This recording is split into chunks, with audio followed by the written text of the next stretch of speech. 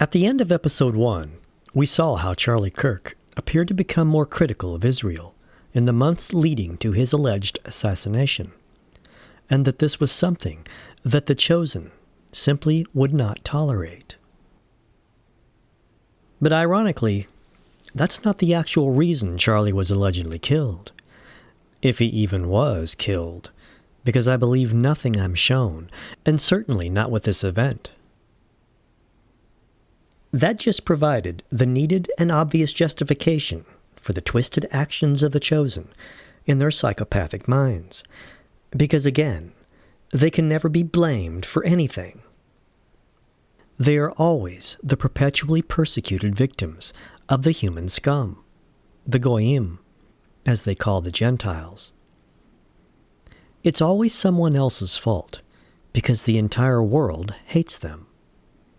Of course, anyone that has been the victim of a narcissist or a bully will recognize these actions and reactions.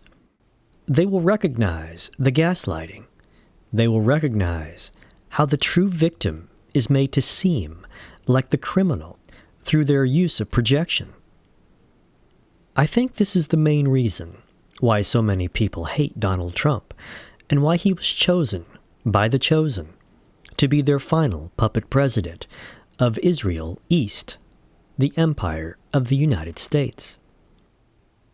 Mr. Kirk, whether in actuality or not, was deliberately being painted as someone that was simply becoming another evil anti-Semite, and the fake Semites of the synagogue of Satan, the ones that call themselves Jews but are not, didn't like that. So, was Charlie merely the stereotypical scapegoat upon which to lay their hands and sacrifice on the altar of evil to escape the consequences of their sins? Perhaps, but all of it, ironically, revolves around that one word, Semite, and its mirrored opposite, the one they draw like a gun anytime they feel threatened. I know you probably won't believe this part either, but our roles in this galling and grotesque game are defined by our names. Many of our surnames are occupational in nature because they once defined the roles of our ancestors, such as Zach Smith, referring to Zachary the blacksmith. Names are critical to our character's purpose in the game.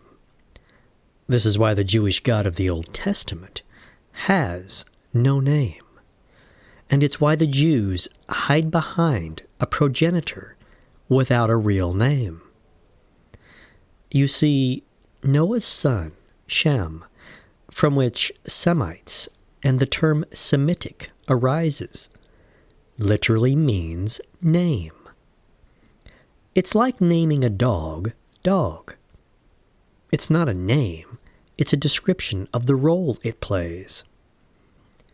They literally are the people of no name, and why, if you oppose them, you are labeled anti-Semitic or anti-name because you don't like your role in the game, or you are jealous that their role is set up to paint themselves to be just like their God. Even worse, their role is to be God. This is where their power lay, because they have set things up to exist outside the confines of the game itself. Their rituals absolve them of any sins. They can lie with impunity because their rituals say that they can. Specifically, the Kol Nidre. Seriously, haven't you ever wondered why the term they use for anti-Jew is anti-Semite? Why not just say anti-Jew? This is a phenomenal truth that they are revealing. Semitism and its mirrored opposite have nothing to do with race and have everything to do with role. Haven't you wondered why or how Jews run everything? Again, They have insulated themselves from the natural operational directive of the game, being tied to a set role. They are the people of no name, like the man with no name in some spaghetti western. This is why the Epstein files are so critically important. What do I mean? Well, what do the people want from the Epstein files? The list of names of the pedophiles, right? The names. But those creatures see themselves as gods. You don't get to know the names of gods. Everyone and everything here was placed here for their use and abuse by their so-called God. A perfect analogy from pop culture would be an episode from the original Star Trek series entitled The Squire of Gothos, in which the child of godlike beings makes a planet to torment his toys, the Enterprise crew. As impossible as this sounds, we are living that episode, just like we are busy living many others.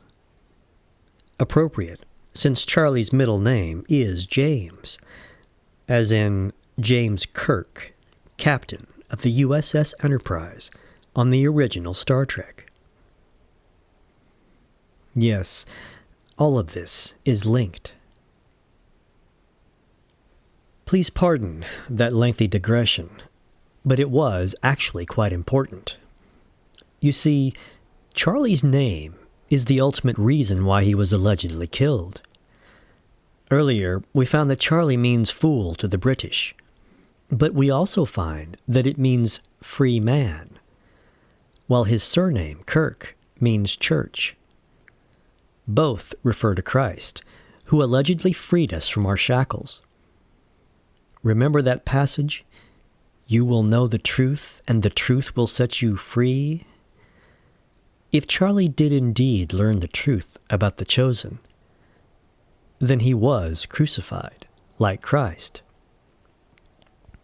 His crucifixion took place directly under a tent in the shape of a steeple or a pyramid, almost as if it was an Egyptian crypt or something. Before we go on, let's take a step back for a moment, back to Charlie's creation, when he was just 18 years old, of something called Turning Point USA. Notice the name? Charlie wasn't just killed for his name, but for his nonprofit's name as well. This event was symbolically and literally to be a turning point for the USA, a point at which we turn around and go backward in time, back to the point of where it all began. Turning Point USA was allegedly co-founded by a man named Bill Montgomery. He was a marketing magician that is described as being Charlie Kirk's mentor. Sadly, Bill Montgomery would die of COVID in 2020. Of course, at that time, just about every creature on Earth that died is said to have died from or because of the imaginary ailment called COVID. So, did he really have COVID? Who knows? One thing is for certain. He died in the 33rd week following the announcement from COVID made in Wuhan, China, on 12/12/2019. Itself a summed 333. Day, month, and year. The 33rd week of a fake ailment released on a date that sums to 3 threes. Remember that, boys and girls, because that number is going to pop up again and again and again. Behind Charlie, when he was allegedly shot, were 2 so-called security personnel, one dressed in white and the other dressed in black, representing duality and the Freemasonic obsession with white and black alternating squares. It is believed by most that those security personnel were using what appeared to be baseball hand signs to possibly communicate with the alleged shooter, or certainly to make it appear as if they were communicating with someone. Do you know how many mass shooters there have been in America over the last 10 years? Counting or not counting gang violence? Grant, do you know how many mass shooters there have been in America over the last 10 years? Counting or not counting gang violence? Grant. It's 5. Okay, now 5 is a lot, right? I'm gonna give you some credit. Do you know how many mass shooters there have been in America over the last 10 years? Counting or not counting gang violence? Great. Maybe we should ask Ben Shapiro. The very next day, he was being interviewed and just happened to let it slip that his security team was in contact with Charlie's security team on the very day of his supposed death. Why would those teams need to communicate on that particular day? What was the nature of the communication? In any event, after letting that juicy little tidbit just accidentally slip out, Ben got really nervous, looked to his left, and swallowed, while trying not to look like he was swallowing. Almost as if he'd maybe said something he probably shouldn't have. Which is why, people like Charlie Charlie had a 6-man security team there. He did. I know his security team. At least my security was dealing directly with his security team yesterday. We all have security now, right? So that's the thing. It's no amount of body men around him. But honestly, I don't think that those security personnel were actually signaling anyone. I think that they were busy acting and playing a role in this theatrical production.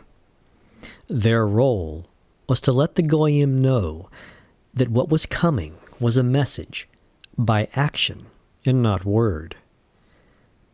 It was visual and not audio. What do I mean? What if the overt baseball signs actually referenced the game of baseball itself? Baseball, or baseball, is overtly associated with Freemasonic symbolism. For example, the field layout reveals the Masonic compass and square, while the outfield wall creates a semicircle, something that would naturally be drawn by a compass. In addition, there is an equally overt focus on the number 9, or multiples or divisors of 9.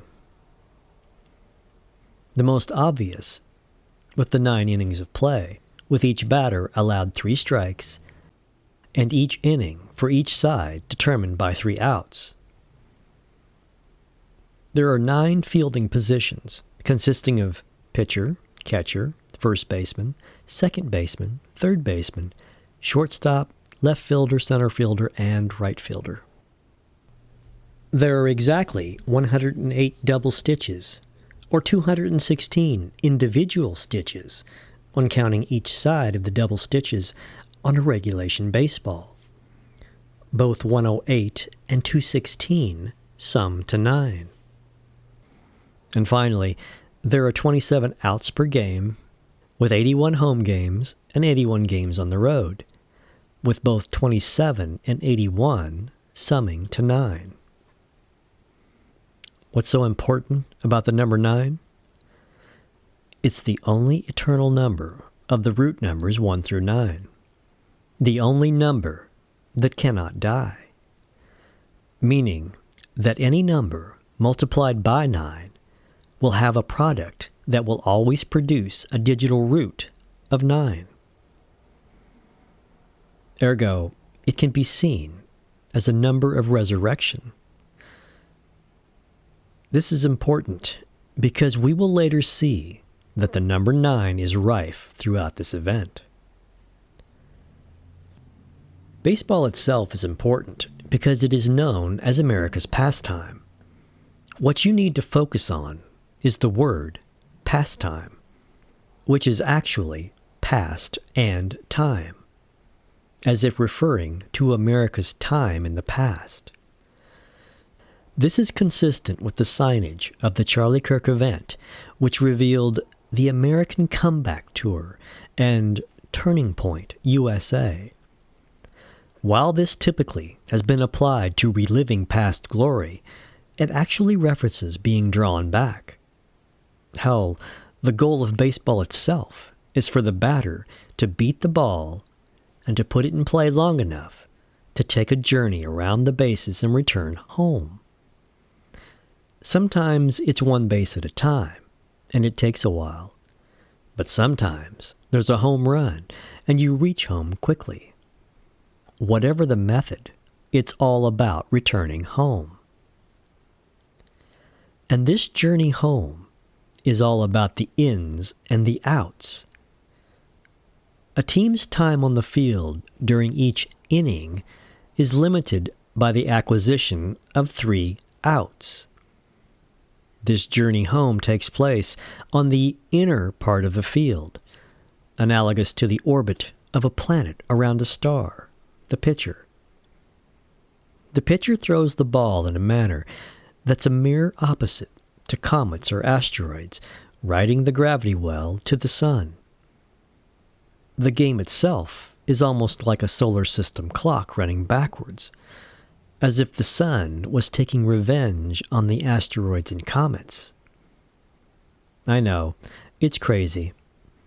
I only bring this up because at the time of the alleged shooting, there were at least 7 comets in the vicinity, including a strange, allegedly interstellar object called 3I Atlas, that we have been told may actually be an alien ship. We'll just leave that right there. And then there's the 1908 song, Take Me Out to the Ball Game. The chorus itself can certainly be Freemasonic in its own right. For example, in the first line, Take Me Out to the Ball Game, change ball to Baal, the Canaanite god. The second line, Take Me Out with the Crowd, seems strangely appropriate in Charlie's case, since they allegedly took him out with the crowd watching. In the third line, Buy me some peanuts and Cracker Jack. Peanuts were considered sacred in Mesoamerican cultures and were important in the journey to the afterlife, while Cracker Jack refers to the ones who were able to wedge a crack in time and hijack it. See part 6 of my video series on the symbolism of Donald Trump. In the fourth line, I don't care if I never get back, seems to link us once again to going back, come back, going home, or past time, as if returning to a point of origin. In the fifth line, let me root for the home team. Root is repeated 3 times, again a divisor of 9, and seems to be referring to the root of something, the beginning, again another reference to going back. They could easily have used cheer instead of root, but they didn't. Home team refers to the United States. In the 6th line, if they don't win it's a shame, seems to refer to America inevitably losing the ball game because of shame, or because of something that causes shame, such as the Epstein files, perhaps? Hauntingly, the next line states, for it's 1, 2, 3 strikes you're out, as if it's the final batter of the 9th inning at the old ball game, the last line. It certainly seems to describe Charlie allegedly being taken out. It certainly seems to be pointing us backward in time for some reason.